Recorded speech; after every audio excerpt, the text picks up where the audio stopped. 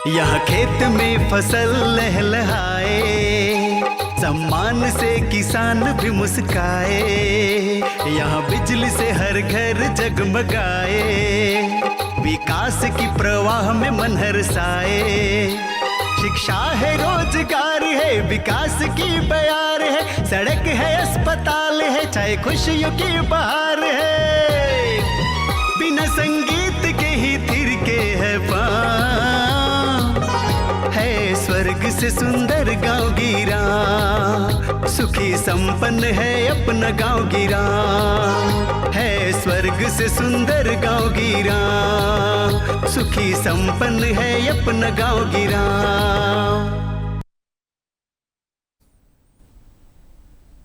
किसान भाई बहनों, जोहार। गांव गिराव कार्यक्रम में आपका स्वागत है। मैं हूं किशन अग्रवाल। किसान भाई बहनों, भारत सरकार और झारखंड सरकार द्वारा गांव के किसानों के लिए कई योजनाएं चलाई जा रही हैं, जिससे वे आत्मनिर्भर बन सकें, स्वावलंबी बन सकें और उनका परिवार खुशहाल हो सके। तो आइए आज हम आपको इसी विषय पर जानकारी करवाने जा रहे हैं। जानकारी देने के लिए आज हमारे स्टूडियो में उपस्थित हैं डॉक्टर अमित कुमार झा, जो बिरसा कृषि विश्वविद्यालय कांके रांची के अंतर्गत पशु चिकित्सा महाविद्यालय कांके रांची में पशु चिकित्सा एवं पशुपालन प्रसार शिक्षा विभाग में सहायक प्राध्यापक सह कनीय वैज्ञानिक हैं। डॉक्टर अमित कुमार झा जी, आपका हमारे स्टूडियो में बहुत बहुत स्वागत है। किसान भाई बहनों, जोहार। डॉक्टर झा साहब, सबसे पहले आप हमारे किसान भाई बहनों को ये बताएं कि भारत सरकार और झारखंड सरकार की कौन कौन सी विकास की योजनाएं हमारे गांव वासियों के लिए, झारखंड वासियों के लिए चलाई जा रही हैं। जी, जैसा कि हम लोग जानते हैं कि भारत सरकार के द्वारा पशुपालन के क्षेत्र में बहुत सारी योजनाएं चलाई जा रही हैं, जिससे कि हमारे पशुपालक किसान भाई बहन लाभान्वित हो रहे हैं और यह योजनाएं धरातल पर काम कर रही हैं, जिससे कि किसान भाई बहनों की आर्थिक स्थिति में सुधार हो रहा है जी, पलायन रुक रहा है, स्वरोजगार का एक साधन है। अगर हम इसी क्रम में आगे बढ़ें तो हम देखेंगे कि भारत सरकार की एक महत्वपूर्ण योजना है राष्ट्रीय गोकुल मिशन। राष्ट्रीय गोकुल मिशन में बहुत सारी योजनाएं हैं, फिर उसके अंतर्गत जो उसका डिफरेंट कंपोनेंट्स है, फिर आगे हम बात करेंगे तो एक नेशनल लाइव स्टॉक मिशन चल रहा है, फिर आगे हम लोग एक प्रोग्राम आता है national animal disease control programme, ऐसे ही NDP-1 है, NDDB की डेयरी सर्विसेज है, animal husbandry infrastructure development fund जो कि अवसंरचना से जो है उसके बारे में है। उसी तरह बहुत सारी योजनाएं भारत सरकार की। और अगर हम झारखंड सरकार की बात करें तो झारखंड सरकार की कृषि पशुपालन एवं सहकारिता विभाग के द्वारा एक मुख्यमंत्री पशुधन विकास योजना चल रही है। जी जी। जिस मुख्यमंत्री पशुधन विकास योजना में उसका जो कंपोनेंट है उसमें एक बकरा विकास योजना है। इस योजना में हम लोग 4 मादा और 1 नर का डिस्ट्रीब्यूशन करते हैं। ज़्यादातर अगर हम झारखंड के संदर्भ में देखें तो ब्लैक बंगाल नस्ल की गोट को यहाँ हम लोग मानते हैं कि हाँ, बकरी जी, ये एक अच्छी नस्ल है, उसकी मीट की क्वालिटी अच्छी है और यहाँ के लोग ज़्यादातर यह पसंद करते हैं। तो गोट की अगर हम बकरा विकास की देखेंगे, इसी क्रम में आगे बढ़ें तो सूकर विकास योजना है, उसमें भी हम लोग 4 मादा और 1 नर देते हैं। और उसमें हम लोग क्या है कि TND नस्ल की जो ब्रीड है या और भी जो उससे मिलता जुलता है, वैसे हम लोग ब्रीड को हम लोग यहाँ देते हैं, जो झारखंड में जो ज़्यादातर जो एडेप्टेशन है उसका। फिर आगे इसमें हम लोग बढ़ेंगे तो कुक्कुट विकास योजना है। अच्छा। कुक्कुट विकास योजना में है कुक्कुट को डॉक्टर साहब यदि हम ये कहें कि मुर्गी पालन से जुड़ा हुआ है ना, बिल्कुल वही है ना कुक्कुट पालन। जी, कुक्कुट विकास योजना है। और उसमें हम लोग फिर 2 कैटेगरी करते हैं। एक हम लोग करते हैं लो इनपुट, जो है हमारा लेयर के लिए जो अंडा देती है जो मुर्गियाँ। तो लो इनपुट के लिए हम लोग उसमें 400 लेयर हम लोग किसान को प्रोवाइड करते हैं। जी। एक ये है। फिर इसी में आगे बढ़ेंगे तो ब्रॉयलर डिस्ट्रीब्यूट किया जाता है, जिसमें कि 500 ब्रॉयलर हम लोग किसान भाई बहनों को देते हैं। फिर इसी क्रम में अगर हम आगे बढ़ेंगे तो हम लोग देखेंगे कि बत्तख का चूजा वितरण करते हैं। बिल्कुल सही कहा। जिसमें हम लोग 15 बत्तख वितरण करते हैं किसान भाई बहनों को, और मादा दोनों होना चाहिए। जी, बत्तख का भी देते हैं। और एक बहुत ही इम्पॉर्टेंट है जो हमारा, उसमें है क्या कि डेयरी क्षेत्र के विकास पे। जी। तो इसमें हम लोग जानते हैं कि गव विकास जो निदेशालय है वो इसमें काम करती हैं। और 2 गाय की योजना एक जो कॉमन है, फिर 5 गाय की मिनी डेयरी योजना, 10 गाय की मिडी डेयरी योजना, इस तरह की बहुत सारी योजनाएं हैं। और इसी निदेशालय और विभाग के द्वारा क्या है कि हम लोग हस्तचालित और मशीन चालित चैफ कटर मशीन भी देते हैं। कुछ हम लोग इनपुट भी किसान भाई बहनों को प्रोवाइड कराते हैं, जिसमें कि मिनरल मिक्सचर देते हैं, कैटल फीड को देते हैं। ये सब डिफरेंट टाइप की जो योजनाएं हैं ये चल रही हैं वर्तमान में। और हमारा ये आग्रह होगा किसान भाई बहनों से कि वो इन योजनाओं के बारे में जानकारी लें और संबंधित विभाग में जाकर ज़्यादा से ज़्यादा कोशिश करें कि वो इन योजनाओं का लाभ लें, ताकि उनके जीवन स्तर में सुधार हो और हमारे किसान भाई बहन मजबूत बने, समृद्ध बने। डॉक्टर झा साहब, आपने अभी हमारे झारखंड के किसान भाई बहनों के लिए भारत सरकार और झारखंड सरकार के द्वारा जो योजनाएं चलाई जा रही हैं उसके बारे में बहुत ही बढ़िया और विस्तार से जानकारी दिया। अब थोड़ा इसके बारे में और हम अपने किसान भाइयों को बता दें कि इन योजनाओं का लाभ वो कहाँ से प्राप्त कर सकते हैं या क्या इसका प्रोसेस है? जी, इन योजनाओं का लाभ ये संबंधित विभाग में जाके ले सकते हैं, जैसे पशुपालन जो विभाग है उनका जिला में संबंधित पशुपालन विभाग में। और इसके लिए क्या है कि फिर कमेटी बनती है, प्रखंड स्तरीय कमेटी बनती है जिसमें लाभुकों का चयन होता है।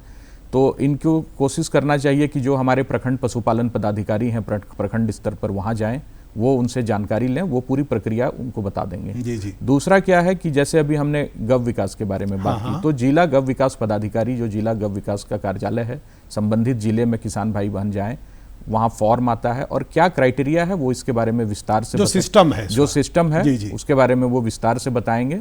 लाभुक का कैसे वो लोग चयन करते हैं, डिफरेंट कमिटीज़ के माध्यम से वो चयन होता है, वो पूरी प्रक्रिया उनको संबंधित विभाग के कार्यालय में जाने से वो जानकारी हमारे किसान भाई बहनों को मिल जाएंगे। बिल्कुल सही कहा आपने, क्योंकि ये ऐसा नहीं है कि एप्लीकेशन लेकर गए, आवेदन लेकर गए और चाहे वो गाय हो, चाहे बकरी हो, चाहे बत्तख हो, चाहे मुर्गी हो, चाहे सूकर हो, गए और लेकर अपने घर आ गए।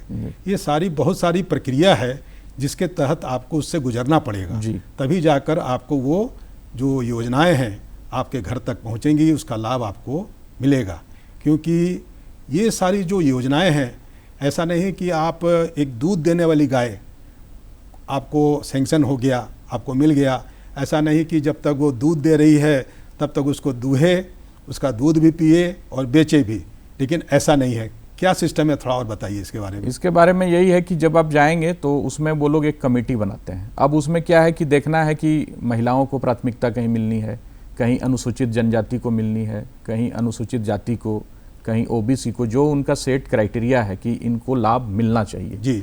तो वैसे ही लोगों का उसमें चयन करके फिर योजनाओं का लाभ मिलता है। और सिस्टम जैसे पूरा काम कर रहा है कि कैसे लाभुकों का चयन करना है, आप अपना आवेदन दीजिए और क्राइटेरिया है। अभी ज़्यादातर जो योजनाएं चल रही है उसमें महिलाओं को बहुत ज़्यादा प्राथमिकताएं मिल रही है। कुछ योजनाएं जैसे कि ग्रामीण विकास विभाग के द्वारा भी इनसे संबंधित जो JSLPS हम लोग बोलते हैं, Jharkhand state livelihood promotion society, और एक बहुत महत्वपूर्ण है कल्याण विभाग, उसमें ज़्यादातर जो है कल्याण विभाग के द्वारा अनुसूचित जनजातियों को ही मिलता है उसमें। तो जो उनका क्राइटेरिया है उसके हिसाब से वो जाएंगे तो सारी बातें उनको विभाग में जाने से पता चल जाएंगी। एक बात और डॉक्टर झा साहब आप बताइए कि जैसे आपने कहा 2 गाय 5 गाय मिनी डेयरी जी, तो दूध का क्या सिस्टम है? जैसे देखिए अभी क्या हो रहा है कि दूध, एक तो हम लोग जान रहे हैं कि अभी झारखंड में एक झारखंड मिल्क फेडरेशन जो है, जिसका कि 2013 में गठन हुआ और 2014 से ये NDDB जो भारत सरकार के, उसके साथ एक MOU हुआ और 2014 से उसको वो चला रही है। तो क्या हो रहा है कि झारखंड में जो दूध संग्रहण का काम गांव-गांव तक हो रहा है, वो अभी जो सरकार की जो कोऑपरेटिव है, जिसको हम लोग बोलते हैं कि सहकारी संघ झारखंड का, तो सहकारी संघ के माध्यम से जो झारखंड मिल्क फेडरेशन है उसके माध्यम से दूध का संग्रहण किया जा रहा है।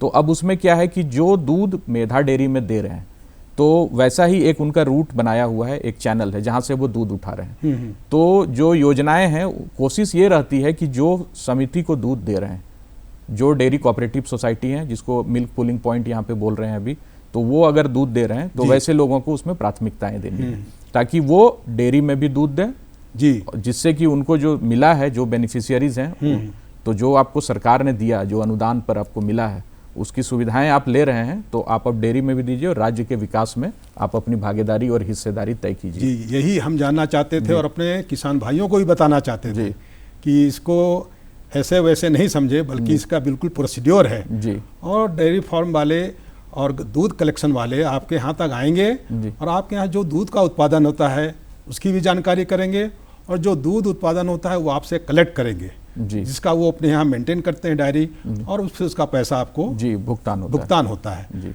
डॉक्टर झा साहब, अब आप हमारे झारखंड के किसान भाई बहनों को ये बताएं कि राष्ट्रीय डेयरी विकास बोर्ड क्या है, इसके बारे में जानकारी दें। जी, यह सवाल आपका एक बहुत अच्छा है और डेयरी के क्षेत्र में यह किसान भाई बहनों के साथ आम लोगों को भी जानना चाहिए कि राष्ट्रीय डेयरी विकास बोर्ड क्या है। हम लोग जानते हैं राष्ट्रीय डेयरी विकास बोर्ड, जिसको हम लोग अंग्रेजी में नेशनल डेयरी डेवलपमेंट बोर्ड बोलते हैं, एनडीडीबी। तो यह भारत सरकार की एक संवैधानिक संस्था है, यह एक महत्वपूर्ण बोर्ड है।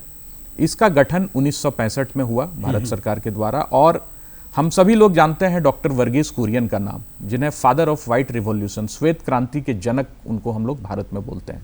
तो यह उन्हीं के द्वारा स्थापित किया गया, लेकिन इसका जो बैक हिस्ट्री आप जाएंगे तो हमारे भारत के पूर्व प्रधानमंत्री स्वर्गीय लाल बहादुर शास्त्री जी का अहम योगदान रहा, जिनके प्रयासों से राष्ट्रीय डेयरी विकास बोर्ड का गठन हुआ। और राष्ट्रीय डेयरी विकास बोर्ड भारत में जितनी भी डेयरी अभी जो संचालित हो रही हैं सहकारी, ज़्यादातर स्टेट में उनको इस्टेब्लिश करने का काम एनडीडीबी ने किया है। और एक महत्वपूर्ण चीज़, पहले भारत दूध के उत्पादन में बहुत पिछड़ा था, हम लोग बहुत ही पीछे थे वर्ल्ड के। अगर हम देखेंगे संदर्भ में तो एक बहुत ही बड़ा प्रोग्राम चला ऑपरेशन फ्लड, जिसको कि हम लोग जानते हैं, बहुत ज़्यादातर लोग जानते हैं। 1970 में यह शुरुआत हुई, 1970 से 81 इसका फर्स्ट फेज चला, फिर 81 से 85 और 85 से 96, 3 फेज ऑपरेशन फ्लड का चला, जिसको कि एनडीडीबी ने चलाया इस ऑपरेशन फ्लड प्रोग्राम को। और 1998 में भारत दुनिया का नंबर 1 दुग्ध उत्पादक देश बन गया और अभी भी आज के डेट में भारत विश्व का नंबर 1 दुग्ध उत्पादक। डेनमार्क को भी पीछे छोड़ दिया, सबको। यूएस था सबसे, इंडिया के पहले यूएस ही था। यूएस को क्रॉस किया इंडिया ने और आज के डेट में इंडिया वर्ल्ड का नंबर 1 मिल्क प्रोड्यूसर। डेनमार्क के बारे में कहा जाता था, पढ़ते थे हम लोग स्कूल में, कि दूध की नदियां बहती है वहां पर। अब उसको भी भारत पीछे छोड़ दिया। भारत अभी विश्व में नंबर 1 है और भारत का डेयरी क्षेत्र में बहुत ही अच्छा अभी ये रहा है। डॉक्टर साहब, जैसा कि हम सभी जानते हैं कि झारखंड के परिप्रेक्ष्य में जितने भी जिले हैं, जितने उनके गांव हैं और शहर हैं, सारा दूध का जो आपूर्ति होता है ग्रामीण क्षेत्रों से ही होता है। और ये कहा जाए कि यदि हम गांव पर ही आश्रित हैं दूध के मामले में तो कोई अतिशयोक्ति नहीं होगी। तो आप ये बताएं कि गोपालन की वर्तमान स्थिति इस समय क्या है? जी, यह प्रश्न आपका बहुत ही अच्छा है। गौपालन की अगर हम वर्तमान स्थिति के बारे में देखेंगे तो जैसा कि मैंने आपको पहले बताया कि आज के डेट में भारत विश्व में नंबर 1 देश है दुग्ध उत्पादन में। अगर हम ये देख रहे हैं तो क्या है कि विश्व के तुलना में अगर पर कैपिटा अवेलेबिलिटी हम देखेंगे दूध की, तो भारत लगभग अभी 459 ग्राम से थोड़ा ज़्यादा ही 459 ग्राम पर कैपिटा है। ये भारत की स्थिति है। वर्ल्ड एवरेज से अभी हम लोग ज़्यादा हैं। लेकिन एक इसमें क्या है कि भारत में पशुधन की संख्या भी बहुत ज़्यादा है। तो हमें इस बारे में भी जानना होगा कि हमारे पास पशुधन जिस संख्या में है उस अनुपात में दुग्ध उत्पादन नहीं हो रहा है कि नहीं। हाँ, तो क्या है कि पर कैपिटा अवेलेबिलिटी जरूर हमारा है, नंबर 1 हम जरूर हैं मिल्क प्रोड्यूसर में, लेकिन हमारे जो गाय की नस्ल है उस पर हमको ध्यान देने की जरूरत है। एक तो है कि देसी नस्लों का हमको संरक्षण भी करना है और दूध उत्पादन भी बढ़ाना है, उसको बचाना भी है, उसको बचाना भी है और आगे दूध उत्पादन बढ़ाना। हाँ, एक बहुत ही चौंकाने वाला आंकड़ा मैं आपको बता रहा हूँ। अगर हम झारखंड को देखेंगे राष्ट्र के देश के परिप्रेक्ष्य में, तो हम लोग यह पाते हैं कि झारखंड की स्थिति पर कैपिटा अवेलेबिलिटी बहुत ही कम है। अगर हम नेशनल एवरेज 459 ग्राम ले रहे हैं तो झारखंड में लगभग 195 ग्राम per day per capita availability है। तो यह राष्ट्रीय औसत से बहुत कम है और झारखंड में अभी भी कोई रिकॉग्नाइज्ड ब्रीड नहीं है। तो इस पर अभी बहुत काम करने की जरूरत है और अभी भारत सरकार और झारखंड सरकार लगातार इस क्षेत्र में काम कर रही है और हमें बहुत ही उत्साहवर्धक परिणाम देखने को भी मिल रहे हैं इस क्षेत्र। बिल्कुल सही कहा आपने। भारत सरकार और झारखंड सरकार गांव के विकास के लिए काफ़ी प्रयासरत है, जिससे कि जो गांव के युवा हैं आत्मनिर्भर बन सकें, स्वावलंबी बन सकें और जो पलायन हो रहा है उसको रोक सकें। इसलिए ये जो सब लाभकारी योजनाएं हैं, इसका फायदा उन लोगों को जरूर उठाना चाहिए। डॉक्टर झा जी, अब आप ये बताइए कि राष्ट्रीय गोकुल मिशन क्या है, इसके बारे में तो थोड़ा विस्तार से बताइए। जी, राष्ट्रीय गोकुल मिशन भारत सरकार की एक बहुत ही महत्वपूर्ण योजना है। इस योजना को 2014 में लॉन्च किया गया। राष्ट्रीय गोकुल मिशन, इसमें अगर आप देखेंगे तो इसका दो बहुत ही महत्वपूर्ण कंपोनेंट है। एक है इसमें national programme for bovine breeding और दूसरा इसका कंपोनेंट है national mission on bovine productivity. दो बहुत ही महत्वपूर्ण कंपोनेंट हैं। तो राष्ट्रीय गोकुल मिशन के अंतर्गत क्या है कि हमको देसी नस्लों का संरक्षण करना है और हमें दूध उत्पादन को भी बढ़ावा करना, नस्ल सुधार करना है। इसी के तहत क्या है कि हम लोग कृत्रिम गर्भाधान बोलते हैं, जिसको AI बोलते हैं हम लोग, आर्टिफिशियल इंसेमिनेशन, इसका कवरेज हमको बढ़ाना है। जो हमारा AI का जो कवरेज है उसको बढ़ाना। और अभी जो लेटेस्ट बहुत सारी टेक्नोलॉजी आ गई, जैसे कि हम लोग नाम सुनते हैं IVF, इन विट्रो फर्टिलाइजेशन, अभी ये सब अब डेयरी सेक्टर में हो रही है, शुरू हो गया। हाँ बिल्कुल, IVF हो रहा है हमारा। अभी एक नई टेक्नोलॉजी आई है सेक्स सॉर्टेड सीमेन की। तो सेक्स सॉर्टेड सीमेन में कि बहुत ज्यादा चांसेस होती है कि बच्चियां ही आपको मिलेंगी। तो इस तरह की टेक्नोलॉजी आ गई। तो सभी का जो ये है वो राष्ट्रीय गोकुल जो मिशन है, इसी के माध्यम से ये सारी विभिन्न सारी योजनाएं चल रही हैं और इसके बहुत सारे कंपोनेंट हैं। और आज के डेट में अगर आप देखेंगे कि डेयरी क्षेत्र में, चाहे वो उनके इंफ्रास्ट्रक्चर को लेकर हो, चाहे वो चारा उत्पादन को लेकर हो, चाहे देसी नस्लों का संरक्षण, संवर्धन, दूध उत्पादन बढ़ाने की बात हो, तो ये सब राष्ट्रीय गोकुल मिशन के अंतर्गत एक बहुत महत्वपूर्ण योजनाएं, डिफरेंट टाइप की योजनाएं चल रही है। डॉक्टर साहब, आज का जो हमारा ये परिचर्चा है, जो आपसे जानकारी हमारे झारखंड के खासकर वैसे युवाओं के लिए है जी, जो बेरोजगार हैं और गांव में स्वावलंबी आत्मनिर्भर बन सकते हैं इस रोजगार को करने के बाद। और जब भारत सरकार और झारखंड सरकार के द्वारा आपको इतनी सुविधा प्रदान की जा रही है तो निश्चित रूप से इसका लाभ उनको उठाना चाहिए जी। डॉक्टर झा जी, अब आप हमारे किसान भाई बहनों को, गोपालकों को, गांव वासियों को ये बताएं कि गांव की गायों की जो भारतीय प्रमुख नस्ल है, जैसे नस्ल पर दूध का उत्पादन निर्भर करता है, तो गायों की प्रमुख भारतीय नस्ल कौन कौन सी है? जी, गाय की प्रमुख जो नस्ल है वो हमारे डेयरी, जो हमारे जुड़े हुए हैं डेयरी उद्योग से, डेयरी के किसान जो हैं, जो पशुपालक हैं, इनको निश्चित रूप से जानना चाहिए। तो इसको मैं बड़ा संक्षेप में 4-5 जो हैं हमारी जो महत्वपूर्ण नस्ल है वो मैं आपको बता दे रहा हूँ। एक तो सबसे पहले हमें जानना है कि जो हमारा वो है लाल सिंधी बोलते हैं, रेड सिंधी, एक महत्वपूर्ण नस्ल है और यह गाय की श्रेष्ठ नस्लों में से एक है। इसमें दुग्ध उत्पादन लगभग, जो उनका लैक्टेटिंग जो पीरियड होता है उसमें लगभग 1600-1700 लीटर दुग्ध उत्पादन देती है। नाम से ही पता चल रहा है रेड सिंधी तो लाल रंग की होगी। अब इसके बाद अगर हम आगे बढ़ते हैं तो साहिवाल, बहुत लोग नाम सुनते हैं कि साहिवाल नस्ल की गाय बड़ा लोकप्रिय है। तो साहिवाल जो गाय है उसके बारे में भी हम लोग जानते हैं कि ये भी थोड़ा जो है चॉकलेटी लाल, इस तरह भूरा, ये सब तरह का कलर होगा। उसकी नाभि थोड़ी सी लंबी जैसी होगी और यह दूध देने में श्रेष्ठ नस्ल है। इसका भी लगभग हम लोग देखेंगे तो 300 जो हमारा दिन होता है लैक्टेटिंग, जो हमारा पीरियड होता है, उसमें 2000 लीटर के आसपास ये गाय भी, महीना, हाँ नहीं 300 दिन हम लोग मानते हैं। एक जो बयान होगी और उसके बाद 300 दिन का जो लैक्टेटिंग, उसमें ये 2000 लीटर के आसपास दूध देती है एक एवरेज। फिर एक बहुत महत्वपूर्ण सुने होंगे, आज के डेट में बहुत सारा आता है कि गिर गाय की नस्ल, गिर गाय, बहुत नाम सुना हुआ है जी। हाँ, तो गिर गुजरात की जो हम लोग मानते हैं नस्ल। तो गिर गाय में क्या होता है, कान उसका थोड़ा नीचे गिरा हुआ होगा, लटका हुआ, हाँ कान लटका हुआ रहता है। और ये भी जो है थोड़ा चॉकलेटी कलर, लाल कलर इस तरह में आपको देखने को मिलेगा। भूरी रंग की होती है, बहुत देखने को मिलता है। कान वो आप खुद आइडेंटिफाई कर लेंगे कि ये गिर गाय की है। और फिर आगे बढ़ेंगे तो एक थारपारकर नस्ल की गाय मिलती है। अच्छा। थारपारकर जो है वो थोड़ा सा आपको क्या सफेद रंग का रहेगा। अच्छा। और उसी में स्लेटी उस तरह का कलर होगा। तो ये जो है जो एडवर्स सिचुएशन में है, गांव में, उस तरह में भी ये गाय अच्छे से अपना रहते हैं। तो थारपारकर नस्ल की गाय है, ये गाय भी ठीक है, अच्छी गाय में है। और आगे एक बढ़ेंगे हम लोग आगे, जैसे हरियाणा नस्ल की गाय बहुत सुनते होंगे, वो सफेद रंग की होती है। ये सब थोड़ा क्या है कि जो एडवर्स क्लाइमेट है वहां पे ये गाय थोड़ा चितकबरी, हाँ चितकबरी, हम लोग जनरली जो देखते हैं तो व्हाइट कलर की होगी, सींग होगी। तो हरियाणा नस्ल की है। और कुछ गाय जो और आप देखते होंगे कहीं कहीं मिल जाता है, जैसे बिहार में बछौर है, सीतामढ़ी का, पूर्णिया का। झारखंड में टिल डेट अभी तक कोई ब्रीड जो है, ऐसा कोई ब्रीड, हाँ रिकॉग्नाइज्ड अभी तक कोई है नहीं। तो ये सब डिफरेंट जो गाय यहाँ पर फ्रीजियन चल रही हैं, देसी चल रही हैं, वही चल रही हैं, बस चल रही हैं। और वो जो आपने अभी फ्रीजियन के बारे में बताया, तो ये सब क्रॉस ब्रीड नस्ल जो हम लोग बोलते हैं कि HF जो हमारा है, उसमें क्रॉस ब्रीड को हम लोग ये करते हैं कि क्योंकि वो एडजस्ट कर जाए, क्योंकि प्योर एचएफ और प्योर जर्सी को रखने से थोड़ी सी परेशानियां जो उनका एडेप्टेशन है उसमें आता है।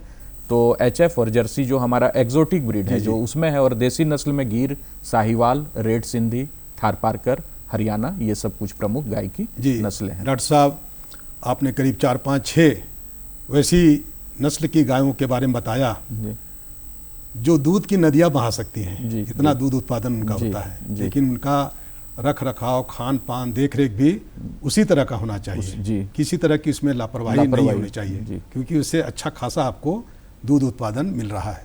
डॉक्टर साहब, अब आप हमारे झारखंड के किसान भाई बहनों, पशुपालकों को ये बताएं कि मैत्री, MATRI, मैत्री का मतलब वो दोस्ती मित्रता नहीं, मैत्री प्रशिक्षण के बारे में आप हमारे किसान भाइयों को विस्तार से जानकारी दीजिए। जी, यह एक बहुत अच्छा प्रश्न है। मैत्री प्रशिक्षण के बारे में अभी हमारे गांव के जो युवा हैं, जो बेरोजगार हैं, जो किसान भाई बहन हैं, इनको जरूर जानकारी रखना चाहिए। मैत्री जो है, मैत्री का ही अर्थ है, मैत्री हिंदी में जैसा आपने भी बताया कि मित्र, और इंग्लिश में जो हम लोग बोलते हैं MAITRI। मैत्री मतलब M से मल्टीपर्पस, AI से आर्टिफिशियल इंसेमिनेशन, T से टेक्नीशियन ऑफ रूरल इंडिया। इसके लिए हम लोग बनाते हैं कि मैत्री।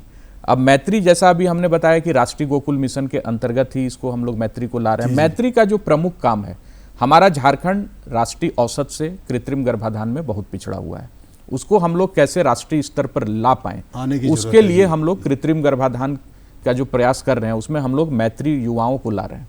तो यह युवाओं के लिए एक स्वरोजगार का साधन है, इसमें युवाओं का पलायन रुकेगा।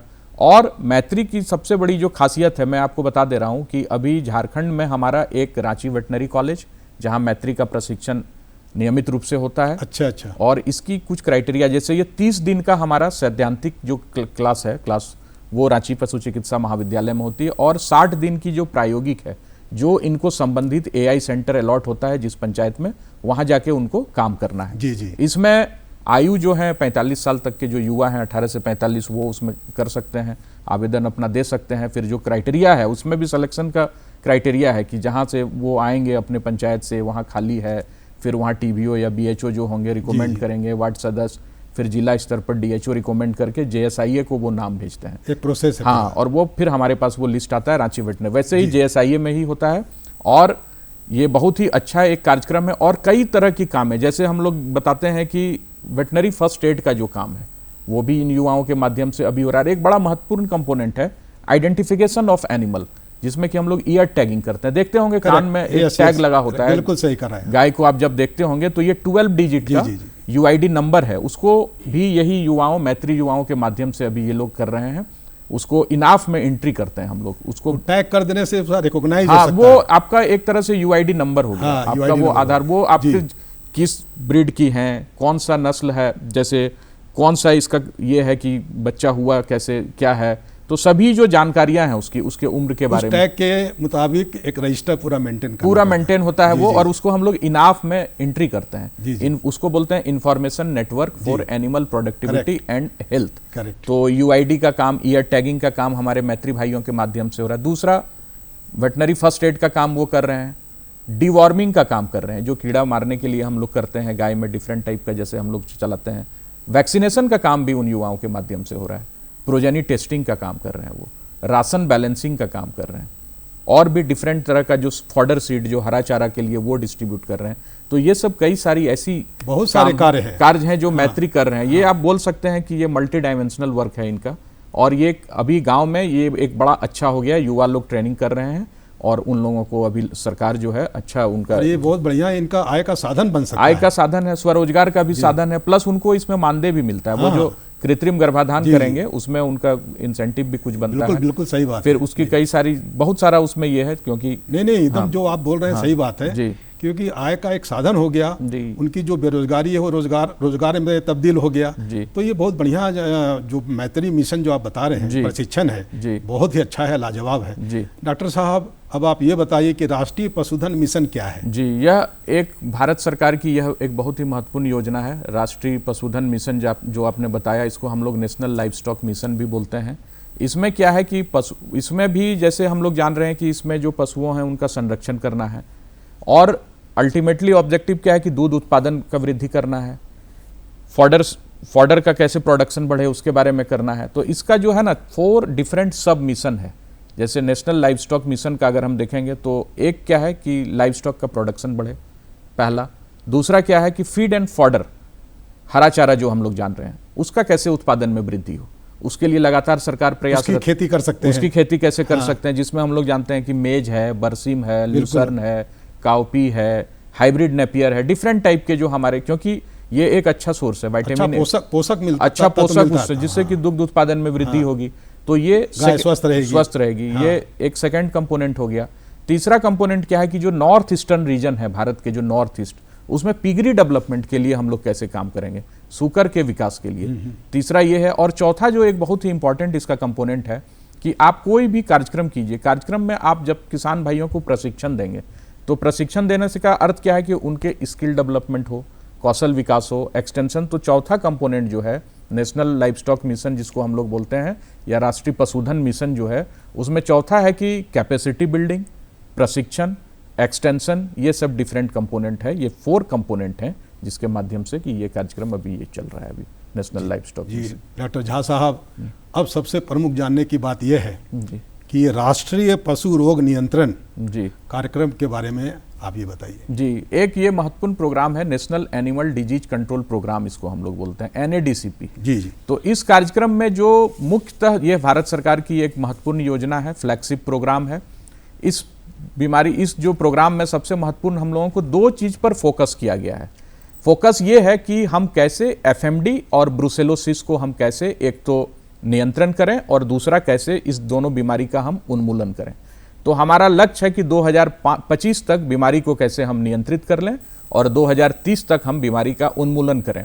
लेकिन मुख्य उद्देश्य जो है, जो हर कार्यक्रम का है, उसका यही है कि दुग्ध उत्पादन में वृद्धि करें, रोगों से कैसे बचाएं। और एक हम लोग बहुत इंपॉर्टेंट जानते हैं कि ये जो बीमारी है ब्रुसेलोसिस, सब जूनोटिक इंपॉर्टेंस की भी है, एनिमल से ह्यूमन में भी ये बीमारियां आ सकती हैं, फैल सकती हैं। तो उसको भी रोकने का एक आपका हो रहा है कि ये इन प्रोग्राम के माध्यम से जब आप जानवरों में जब आप जो है ब्रुसेलोसिस कंट्रोल करेंगे तो नेचुरली है कि फिर ह्यूमन बीइंग में वो ट्रांसफर नहीं होंगे। तो मुख्यतः national animal disease control programme यह FMD और ब्रुसेलोसिस के नियंत्रण और उन्मूलन के लिए भारत सरकार की चलाई हुई एक फ्लैगशिप कार्यक्रम है। डॉक्टर साहब, अब आप ये बताइए कि DIDF का क्या मतलब हुआ और क्या है ये? जी, यह एक बहुत महत्वपूर्ण प्रश्न है। DIDF का अर्थ हो गया डेयरी इंफ्रास्ट्रक्चर डेवलपमेंट फंड। तो ये क्या है कि इसको हम लोग क्या कर रहे हैं, इंफ्रास्ट्रक्चर मतलब अवसंरचना का विकास कैसे हम लोग करें डेयरी सेक्टर में। हम लोग जैसे जानते हैं कि डेयरी सेक्टर में क्या हो रहा है कि जो कोऑपरेटिव सेक्टर है, जो ऑर्गेनाइज्ड हैं, जो संगठित हैं, उसका एक सिस्टम है, एक तरीका है काम करने का, उसको हम लोग बोलते हैं VBMPS, village based milk procurement system. गांव आधारित जो है दुग्ध का संग्रहण हम लोग कैसे करेंगे। तो जब आप VBMPS सिस्टम से आप जब जाएंगे तो गांव में आपको क्या जरूरत पड़ेगी, आपको मिल्क टेस्टिंग की मशीन की जरूरत पड़ेगी।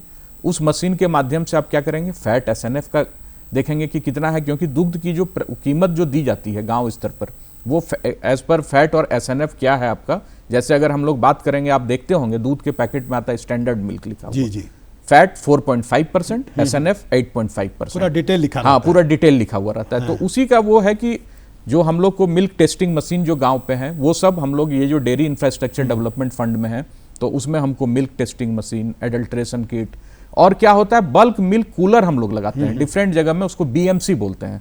उसका यही लगाने का अर्थ है कि दूध तो आप गांव में संग्रहण कर रहे हैं किसानों से, ठीक है, प्लांट तक आने में समय लग जाएगा ज्यादा, और दूध क्या है पेरिसेबल आइटम है, समय लंबा होगा, दूध खराब हो जाएंगे, उसमें बदबू आने लगेंगी, दूध खराब होने लगेंगी, उसमें डिफरेंट टाइप के बैक्टीरिया, जैसे ही गर्म करने के लिए चढ़ाइएगा फट जाएगा, तो उस दूध का फिर कोई मतलब नहीं रहा। तो उसको क्या है कि हमको गांव से उठा के लाना है प्लांट तक, समय लंबा लग रहा है, बीच में हम एक BMC लगा दिए, बल्क मिल्क कूलर, दूध शीतलन केंद्र, सही वहां हम लाए। जब BMC में हम लाए, अब दूध हमारा ठंडा हो गया।